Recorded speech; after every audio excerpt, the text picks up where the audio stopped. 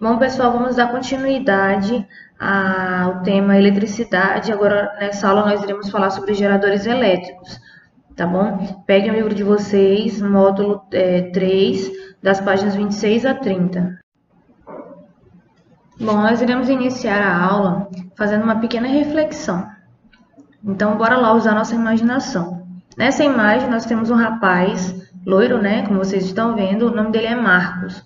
Marcos possui um relógio a pilha, funciona através de pilha, que ele deixa do lado da cama dele. Num certo dia, ele acordou atrasado para ir para o trabalho, pois o relógio parou de funcionar enquanto ele dormia, ou seja, ele não percebeu que o relógio tinha parado. Por que isso aconteceu, você sabe? Por que isso aconteceu? Por que o relógio parou de funcionar? O que Marcos deve fazer para que o relógio volte a funcionar? Você vai responder aí no seu caderno a questão número 1. O que Marcos deve fazer para que o relógio volte a funcionar?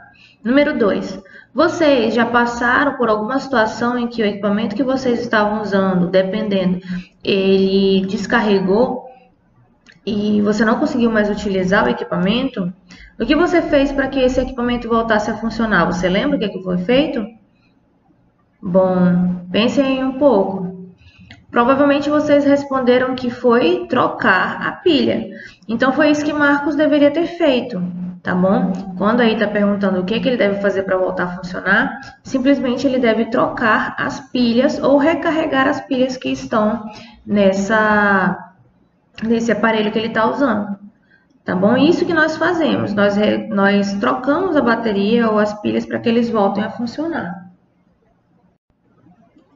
Mas por que isso acontece, não é mesmo? A energia elétrica que utilizamos diariamente na maioria dos nossos componentes em casa são energias fornecidas por geradores. Geradores elétricos, no caso das pilhas e baterias, são geradores elétricos que funcionam através de reações químicas que geram energia elétrica. Essas reações químicas acontecem dentro dessas estruturas metálicas que vocês estão vendo aí. Com certeza vocês já viram uma pilha ou uma bateria, não é mesmo? Atualmente existem vários tipos de pilhas e baterias fabricadas e elas vão de acordo com a necessidade do aparelho que você vai utilizar. Tem alguns aparelhos que precisam de maior carga, eles vão depender, por exemplo, de uma bateria grande.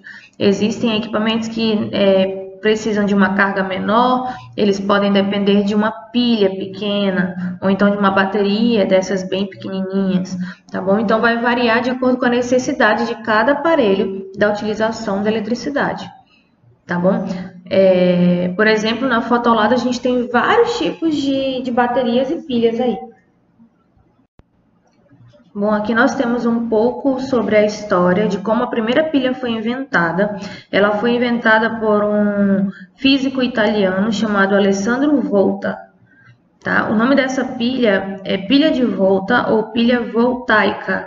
Ela foi realizada como? Ele basicamente utilizou discos, como está nessa imagem, discos de zinco, que são os mais cinzas, e os de cobre, que são os mais avermelhados, empilhados de forma alternada e separadas por papelão.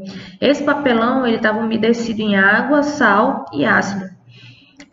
Através dessa utilização, dessa sobreposição, ocorreram reações químicas entre esses materiais e essa reação química ela gerou uma corrente elétrica. E através disso, desse processo químico, ele pôde utilizar essa estrutura como uma fonte elétrica. Essa foi a réplica aí da primeira pilha criada por Alessandro Volta. Vamos lá, mais um questionamento aí para vocês responderem no caderno. De que provém a energia elétrica que utilizamos na nossa residência? Vamos lá, falar das tomadas, né? A energia que vem da tomada, que vem do interruptor na nossa casa. Esse tipo de energia, gente, ela é uma energia um pouco mais pesada do que aquela que contém na bateria e na pilha. As baterias e as pilhas, elas funcionam apenas em objetos, em eletrônicos pequenos, tá bom? Agora, se for um eletrodoméstico, um eletroeletrônico um pouco maior, nós precisamos aí de uma fonte de energia um pouco maior. Essa fonte de energia, ela é gerada através de geradores elétricos também, como a gente aprendeu anteriormente. Só que esses geradores nem sempre são químicos, como é o que acontece na pilha e na bateria. Existem outros tipos de geradores elétricos também, capazes de transformar energia. Como, por exemplo, existe a energia solar, a mecânica, a térmica. Todas elas se transformam em energia elétrica para a gente utilizar na nossa residência. Um gerador elétrico ele pode ser acionado pelo movimento da água, por exemplo, ou pela ação dos ventos, ou pelo vapor de água, ou através da energia solar, ou da energia nuclear, tá? Dentre outros recursos.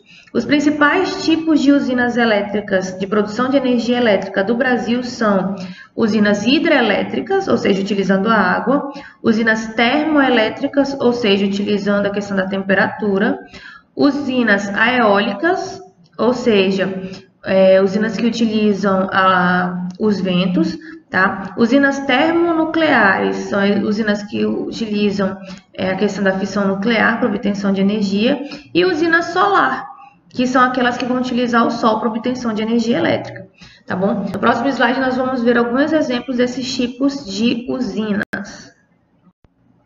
Bom, aqui nós temos a divisão, né, das principais usinas que nós temos no nosso país. E aqui, antes de a gente começar a falar sobre cada uma delas, nós temos um gráfico na forma de uma lâmpada, em que é explicado a quantidade de energia elétrica que é utilizada de cada uma das fontes. Por exemplo, de fonte hidrelétrica são usadas 64% da energia no nosso país. Das fontes termoelétricas, 30,1%. Das eólicas, 3,5%. E das termonuclear, 2,4% da energia do país é utilizada através dessas fontes.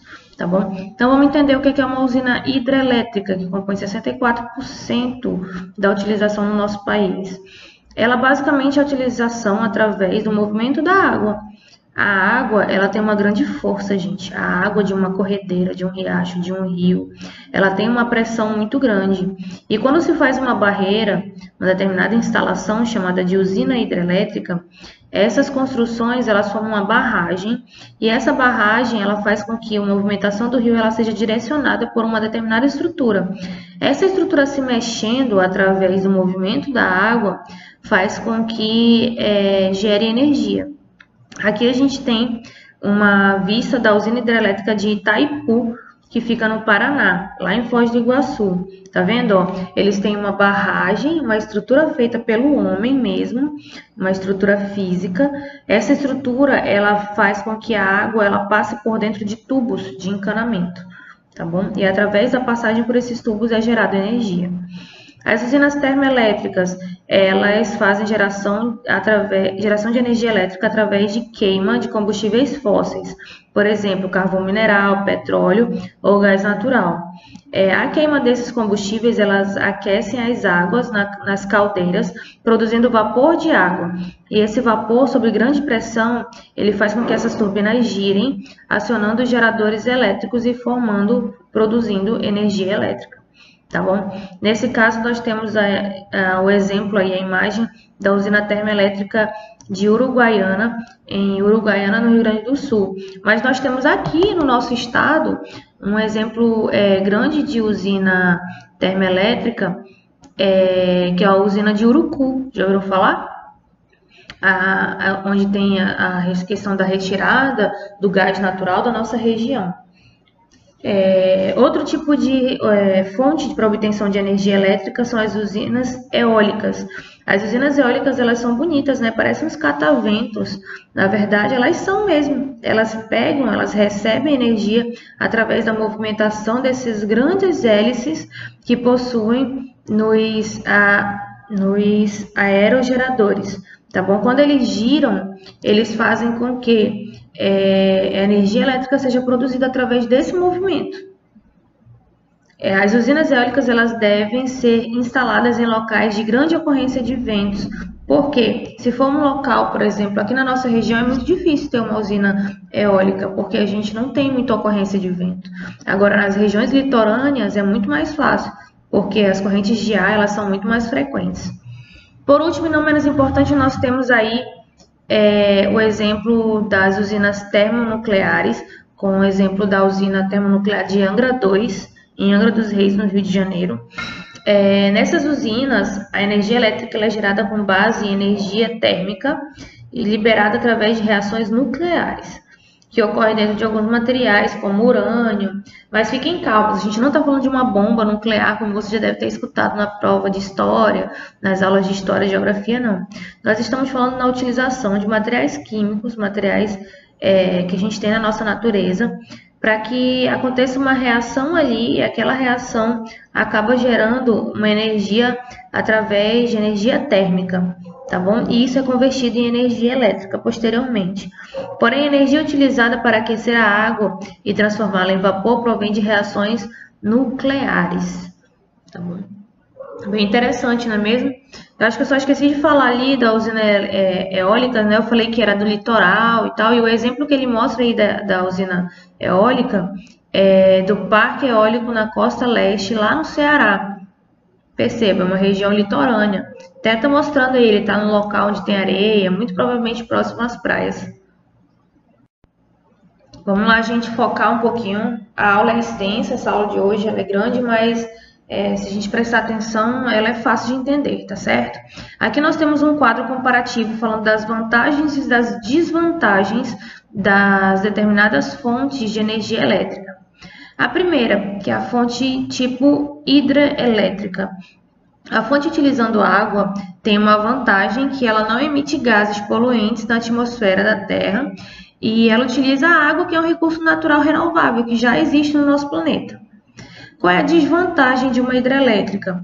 A desvantagem é que o alagamento de grandes áreas acaba destruindo flora e fauna local. Ou seja, tem que ser muito bem pensado o local onde vai ser feito isso, para que ele não agrida tanto o meio ambiente, porque você acaba mudando um pouco aquilo que a natureza já fazia sozinha, que era o curso da água. Agora, sobre as usinas termoelétricas. As termoelétricas, elas têm como vantagem, elas podem ser construídas em locais próximos às cidades. Ou seja, elas não dependem totalmente de um ambiente. E qual é a desvantagem das termoelétricas? Elas emitem muitos gases poluentes para a atmosfera. E isso acaba fazendo com que haja uma grande poluição. Tá? Lembre que elas utilizam geralmente combustíveis fósseis. Tá? A utilização de combustíveis fósseis, que são recurso natural não renovável. Ou seja, a desvantagem é que elas utilizam algo que não é renovável. Vantagem da energia eólica. A energia eólica ela utiliza simplesmente o ar, que é um recurso natural e renovável também do nosso planeta. Não emite gases poluentes na atmosfera terrestre e ela é super saudável, mas ela tem uma desvantagem, que é a poluição sonora. Tá? Aquelas hélices enormes, elas fazem um barulho muito grande também quando elas estão produzindo energia. Tá bom? E isso pode interferir, por exemplo, nas ondas de rádio, nas ondas de televisão, ou seja, as fontes de energia eólica não podem ficar muito próximas de regiões urbanas, regiões onde tenham casas, onde dependam dessas fontes de rádio ou televisão. Por último, as energias termonucleares. Quais são as vantagens? Elas não emitem gases poluentes na atmosfera. Isso é uma vantagem muito grande. Ela faz a mesma coisa que a termoelétrica, porém sem utilizar os combustíveis fósseis. Tá? Então, ou seja, produção também através de energia térmica, energia que vem do calor, tá? Para aquecer as águas, para gerar o movimento das turbinas. Porém, ela não utiliza combustível fóssil. Então, isso é uma vantagem, porque ela não emite poluentes na atmosfera. Porém, a desvantagem das termoelétricas é que elas têm uma grande produção de resíduos radioativos. Ou seja, elas trazem o risco para o ambiente de, se não forem muito bem armazenados esses resíduos, pode ter acidentes, tá? E esses acidentes podem liberar radiação. E a radiação, ela é algo que é muito prejudicial à vida de qualquer ser vivo. Ela pode matar o ser vivo ou deixar ele com sequelas muito grandes. Então, nós não podemos nos expor por muito tempo à radiação, porque senão o nosso corpo vai adoecer. Tá? Outra desvantagem é que ela utiliza materiais como urânio, que é um recurso natural não renovável e ele é bem difícil de ser encontrado, somente em locais onde realmente existem minas, existem locais onde a gente consegue encontrar essa estrutura, porém ele não é renovável, então isso também é uma desvantagem. Por hoje é só, pessoal. Tentem assistir essa aula mais uma vez para vocês fixarem bem quais são os tipos de estruturas que fornecem energia para o nosso dia a dia, tá bom? Qualquer dúvida, anotem no caderno aí que a gente tira quando retornar presencialmente.